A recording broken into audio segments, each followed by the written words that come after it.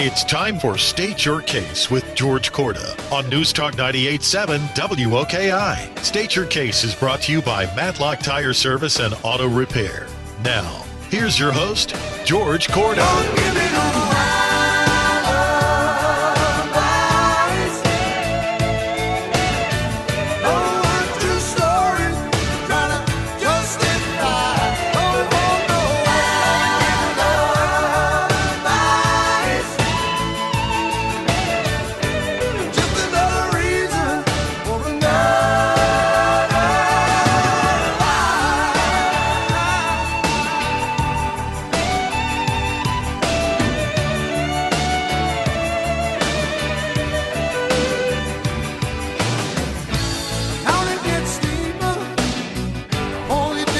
Welcome to State Your Case. I'm George Korda. This is Newstalk 98.7, the news and talk of East Tennessee. And I want to thank you for tuning in. And we got a lot to cover today. There are demonstrations at UT. There are issues around the world. You got the President of the United States warning Israel, don't you attack. Rafah, we're going to keep military supplies that we're going to be sent to you. We're going to hang on to them. Well, you've also got President Biden telling Ukraine not to attack Russian oil refineries. So apparently he wants to, run the wars. But anyway, we're going to explore some of the things that are happening in our country today with... At first, Dan Mariaschin, who's the CEO of B'rith International, has been on the show before, and particularly the state of anti-Semitism on American college campuses. I have a personal belief that it's not as widespread as it seems to be based on what we're seeing on the news. But you don't need a whole lot of people to make a whole lot of noise or to act in an ugly way to create the atmosphere or environment or whatever for fear. And so help me, if these were white supremacists stopping blacks from getting into university buildings, the National Guard would have been called out by now. So we've got that. We've got what President Biden's talking about. We've got a lot of things going on in the country. And then in the second hour, my Knoxville News Sentinel column is in the paper today. It was put online a couple of days ago. And it's about the University of Tennessee, which I respect and value very, very highly. But, if they're going to talk about diversity, equity, inclusion, or related subjects, when they're asked about them, they ought to be willing to answer some questions. And thus far have not been. But this is a trend, not only at UT, but in various areas, where if the powers that be don't feel like talking about something, they just don't talk about it and figure it'll go away. All right, now, let's bring aboard Dan Mariaschin with B'rith. Dan? George, I'm here. Hey, thank you for having me today. Thank you very much. Listen, I'm gonna pose something to you that I've been saying to people recently, and get your reaction. And then I want you to give us your read from your vantage point as head of a large Jewish or international Jewish organization. What the lay of the land is on American college campuses. Now, here's what I've seen recently. I've got friends on the left who tend to say, like one said the other day, it's Netanyahu's fault that this war is continuing. And then others will say that it's Israel's fault that this war is continuing, or it's Israel's fault that the war occurred at all. So I always ask them this question. I've started actually asking them this question.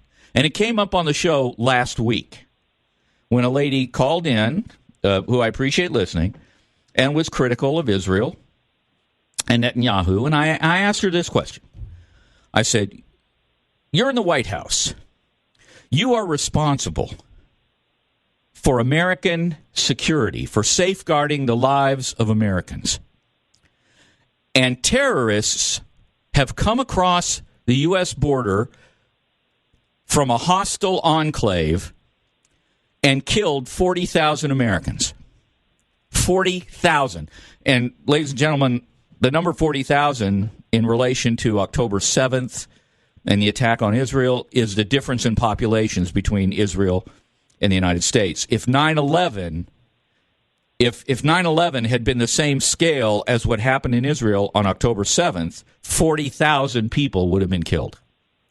Now, let me replay.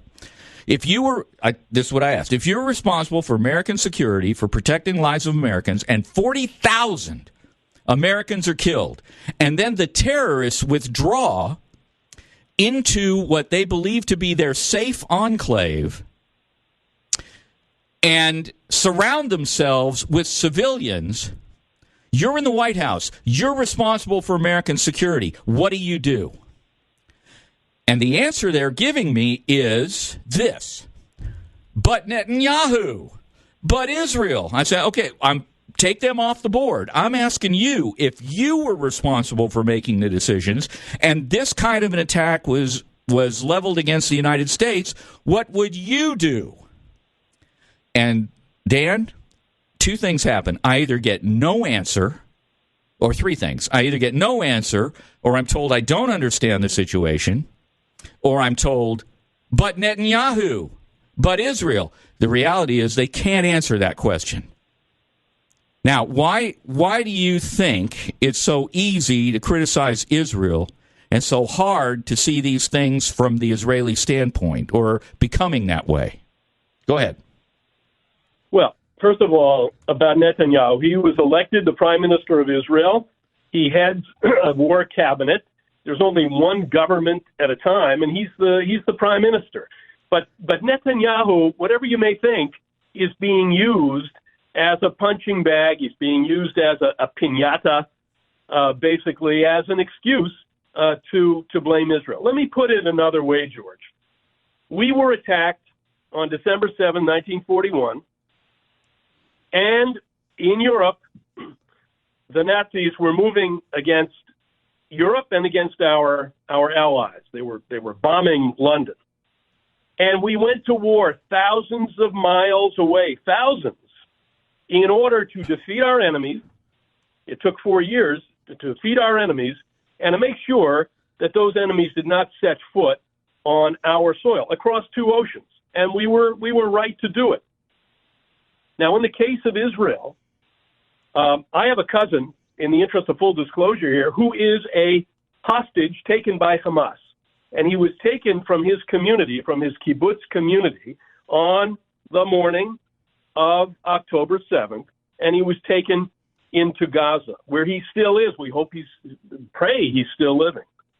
Now, the distance between where my cousin lived, 35 years old, where my cousin lived, and the Gaza border is 2 kilometers. So 2 kilometers, we're talking about less than a couple of miles.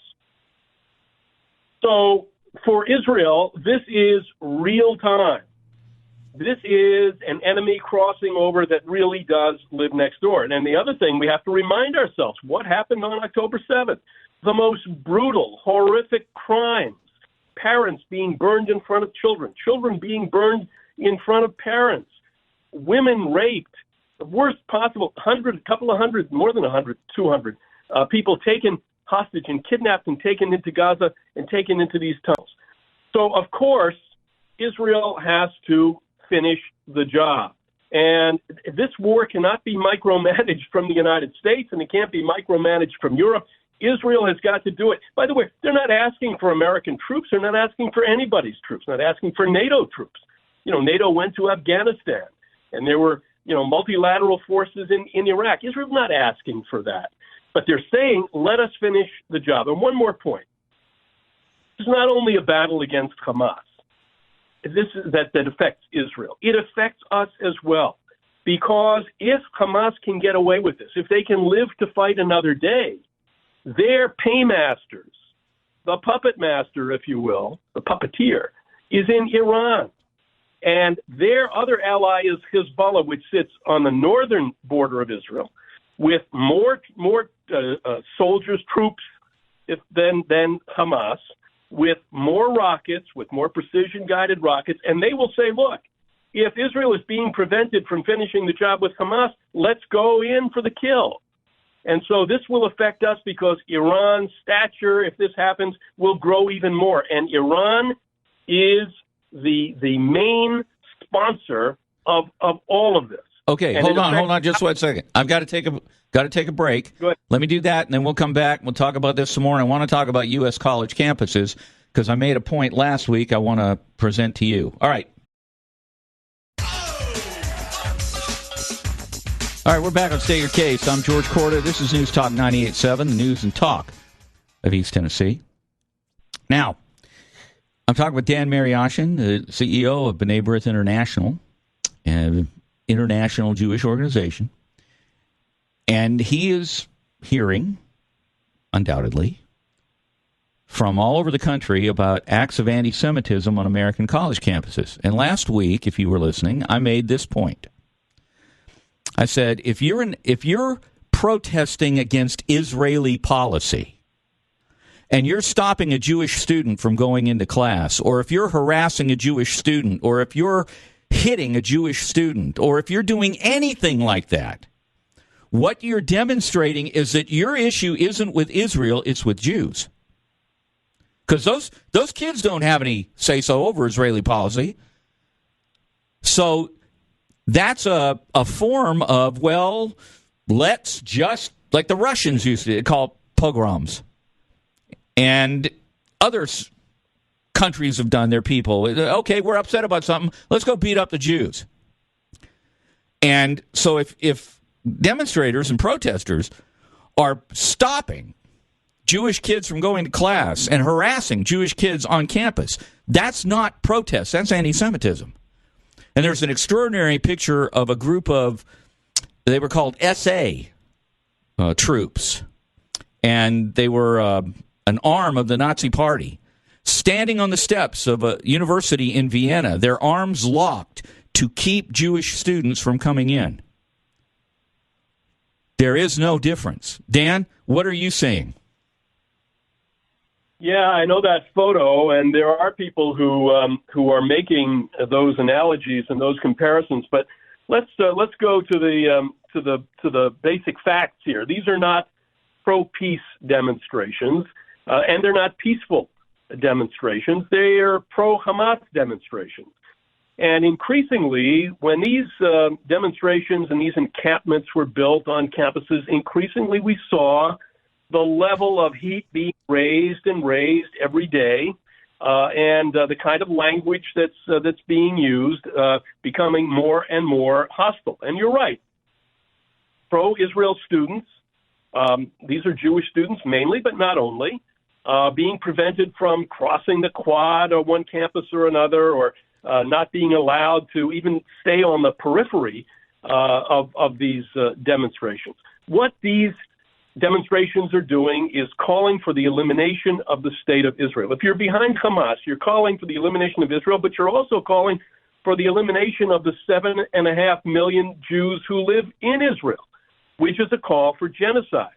Now, what's happened here is these demonstrations, we have to look at the money trail. We have to find out where the money is coming from, who's paying for all of this, but more importantly, who's organizing, who's directing, who's coordinating all of this. I'll give you an example. When these demonstrations began, before the campuses, there was a big demonstration here in Washington, D.C. on a weekend. And then as the week began, the demonstrators went out to the headquarters of Lockheed Martin, which is the aircraft company, which is not far from the center of D.C. It's in Virginia. And then at the end of that week, the same demonstrators, many of them, went to the private residence of President Joe Biden in Delaware. So who are the group of people who coordinates all of this? And we know that there's got to be, I'm not a conspiracist, but there has to be a directorate here that's going out, for example, and that is making sure that this call against Israel for genocide, which is a blood libel, it's the old blood libel, it's a big lie. And this call goes out, and these students who are faculty indoctrinated already are being directed to engage in this kind of activity against Jewish students. And by the way, George, one more thing. This is now we see the true colors here of what's going on. It's now morphing into anti-America demonstrations. When you hear these chants of death to America, death to Israel, those are the chants that you hear when they get these big crowds out there in Tehran, in Iran. Death to America, that started in Iran. And they're burning American flags. They're desecrating the statue of George Washington here on the campus of George Washington University. So there's a lot to unpack here, but it didn't just happen. And it didn't just happen because of Netanyahu. And one more thing, the Israeli public is clearly behind their government in saying that this enemy has to be defeated. And this charge of genocide, which the students are engaging in, is just a big lie, and we have to answer it. Yeah, there's a video that's interesting in that a deputy commissioner in the New York Police Department was videoed saying these protests are organized and they're being funded by someone. And I looked at Politico, which is a publication that covers politics, particularly in Washington. They had a story the other day, pro-Palestinian protesters are backed by a surprising source. And Politico it's not a Republican or Democrat publication. It just covers what's going on. So here's the headline again. Pro-Palestinian protesters are backed by a surprising source, Biden's biggest donors. Some of the most outspoken groups against Biden and Israel get funding from foundations attached to some of the biggest names in Democratic circles. And the reality is there's an election coming up, and the White House doesn't know exactly where to come down on this. Initially, the president was strongly supportive of Israel, and as these demonstrations have occurred, he's gotten a little more flaccid. But before we get to him, I want to ask you about something. What do you recommend that students and families do, Jewish students and families do, if they are harassed, threatened, barred from going into a classroom? What does B'nai B'rith recommend they do? Well, a couple of things. I mean, look, there are now a growing number of lawsuits against universities charging that the administrators are not protecting these students.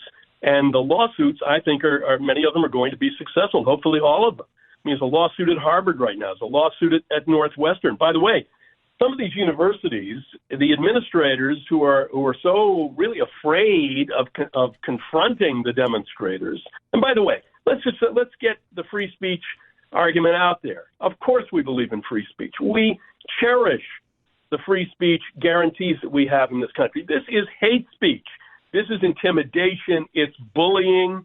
And when it crosses the line into intimidation and bullying, it can go further into violence. And that's why that's the, yelling fire in the crowded theater argument here.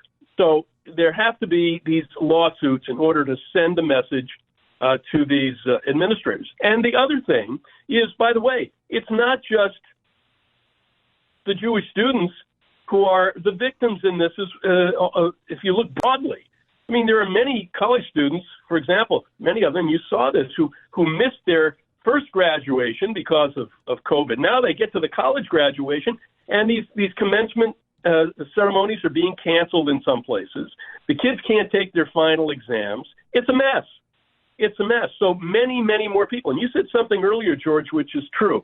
a few loud voices who are screeching out at the highest decibel level about genocide and all of the other things that they're saying, from the river to the sea, which is a call for elimination of the state of Israel, that has a multiple, a factor of many in terms of the loud voice succeeding. And that's what they've done on the campus. So lawsuits, and parents who, whether they're Jewish or not, they should be sending a message to these administrators. We're paying for the education of these kids. We want them to get that education, and we want those encampments taken down, and we want those who are engaging in this kind of speech to lose their scholarships. If they're from out of the country, to lose their visas. People have to really crack down if this is going to be turned around. All right, we're going to take another break. We're going to take this time out and come back, talk some more with Dan Mariaschin here on State Your Case.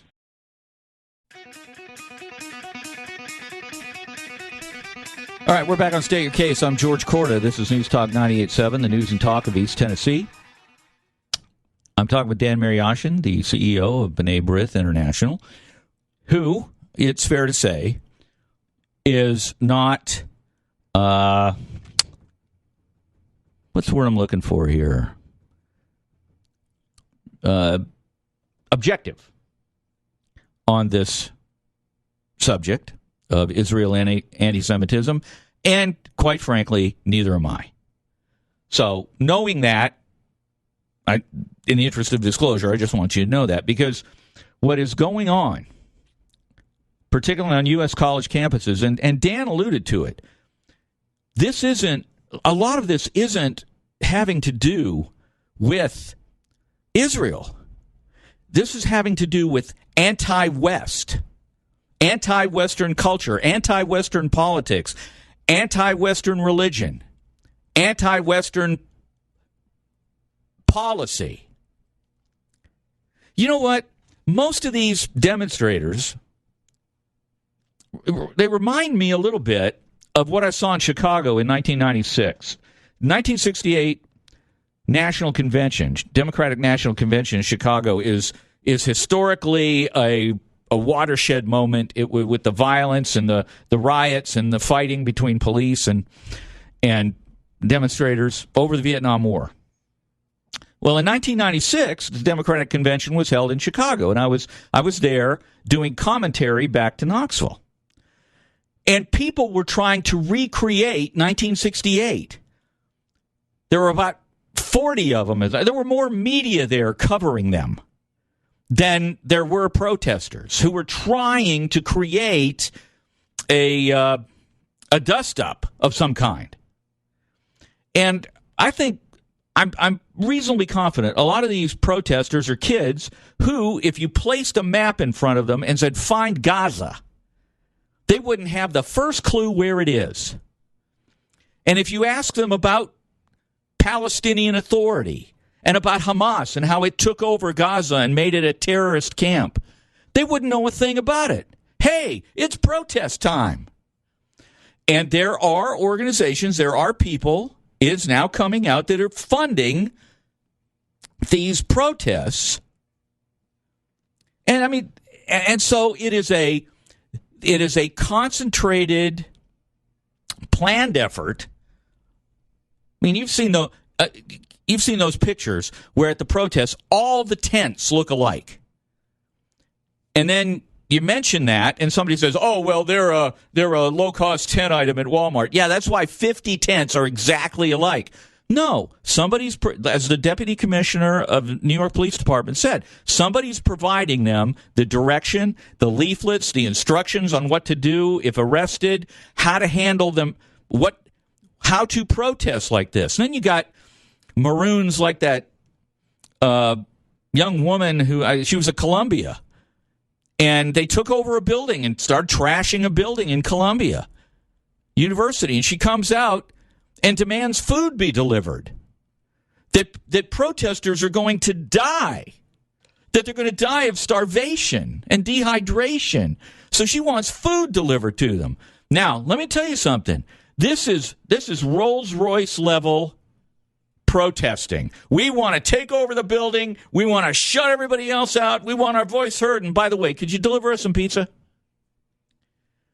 These are not real. They are, but they're not. Dan, your further thoughts on this? Working in radio at that time, I was a college student, but working in the summer of '68, and it's in New Hampshire, and we were getting reports daily from the New Hampshire delegation to the convention, and I recall it very well. And there are some tactics, as you point out, that were used then that have been brought back today. But to get to today's demonstrators, there were arrests at George Washington University the other day. They arrested 33 at that encampment, and only 6 of the 33 were actually students at GW, at George Washington University. We've got outside agitators, and we know that some of them have been recruited for $1,000 a month to work 8 hours a week and to organize these encampments and to organize these demonstrations. And yeah, I mean, the posters all look alike. The chants all sound the same. The tents, you're right, were the same. The problem is, and this has been mentioned by others, is that going forward, the worry is that a percentage of these students, and you're absolutely right, some of them are mindless. They cannot find these places on a map. I've seen these interviews where the reporter will ask them, do you know what river and do you know what sea? And they really don't. Or someone will say, well, I don't know what it is, but somebody told me to show up today. It's kind of a fashion, too, by the way, and that's how it was in many respects going back to the Vietnam era. I mean, it was something to do. It's the end of the semester. Kids want to come out. They want to. It's something, it's something social, and they go out. I'm not saying Dan. I'm not saying. Yep. I'm not trying to trivialize this, and I'm not saying this is the sole reason. But I'll guarantee you, there are a certain number of these protesters who say if we disrupt things enough around here, they'll cancel final exams. And those are ones who don't know why they're out there. They don't know what they're doing. They don't know what the issues are, but they know they want to go out and chant with these other people. I'm not saying it's a whole lot of them, but I'm pretty confident it's at least a few of them. Go ahead. No, I'm going back in time, and I remember in the spring of 1970, after the killings at Kent State University and the anti-war protests, there were candlelight marches and closing. Universities were closing down all over the United States, including the one that I went to. And there was a candlelight march, and you're right, not all of the kids, because many of them were, they had an interest here in this war. I'm not saying that they were not right to be protesting, but there were some who knew, and remember, this was in the spring, they knew that if the university would close down, you could get home a couple of weeks earlier and start summer vacation. Again, not to trivialize. But what's more important here is that these students, many of them are being used and being manipulated. Again, on the genocide charge, on the Zionism charge. You remember there was one kid, I think it was at Columbia, who said Zionists deserve to die. This is the next level is what I'm concerned about. That even a small percentage of these students, if recruited, going on into the future, perhaps could be recruited for more violent activity. And that's a concern that our law enforcement authorities have to be on the lookout for. It's not just university administrators at this point. It has to be our law enforcement authorities, it has to be the Department of Justice, it has to be those who can investigate. There need to be hearings in Congress to dig further on this and find out exactly who is directing these demonstrations and why. Because again, this is going way beyond free speech. This is going into hate speech and worse, and we've got to get to the bottom of it. Well, free speech, if you want to speak about this issue and you're against everything Israel is doing, you have every right to do that. The government can't come and arrest you for saying that. Or if you want to say Israel is completely in the right in what it's doing, same thing. But what the difference is in this is these protesters are saying, we're going to stop you from crossing this bridge. We're going to stop you from going into that room. We are going to take over your public property, your university property, and we're not going to let you go to class, and we're going to name this, I don't know, democracy zone or some darn thing. And then you stop other people, because I've quoted this sometimes on the show, that in America today, instead, and it's a quote often attributed to Voltaire, I may despise what you say, but I'll defend to the death your right to say it, has become, I may despise what you say, and because I do, I will first try to silence you, and then demonize you, and then try to destroy you, because the things you say offend me, and therefore they cannot be allowed to be heard. And that's the mindset of the people on these college campuses that are trying to take them over, and that's not free speech. That's why so many the college campuses are in such a confused state. Some are giving in to these people, and others are saying, hey, this isn't a daycare, clean it, and they have these encampments cleaned out. Anyway, we got to take another break. We'll be back after this on State Your Case.